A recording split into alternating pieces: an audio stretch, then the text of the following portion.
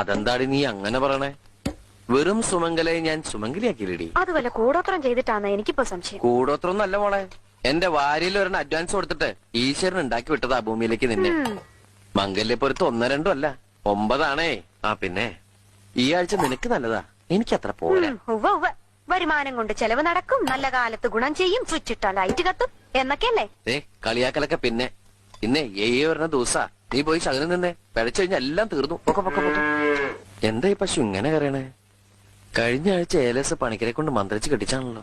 ഈ കരച്ചിലിന് ഏലസ് കെട്ടിയിട്ടൊന്നും കാര്യമില്ല. അതെന്താ? അതെന്ത് പറഞ്ഞ കരയണെന്നറിയോ? I love you. അടുത്തതിന് സമയായേ. എന്നിട്ട് നീ എന്താ കരയാത്ത? ഞാൻ കരയണൊക്കെ ഉണ്ട്. പക്ഷെ നമ്മുടെ കരച്ചിൽ കേൾക്കേണ്ട ആള് കട്ടില് കണ്ടാ പിന്നെ നബീസ പറഞ്ഞ പോലെ ഹള്ളാ പടച്ചോനേന്ന് പറഞ്ഞ് കൂർക്കം വലിച്ച് ഒറ്റ കിടപ്പല്ലേ. എന്നാ അങ്ങനെ കിടക്കുമ്പോ ഈ പശുവിനെ പറഞ്ഞൂടെ ഉറങ്ങണ്ടാന്ന്?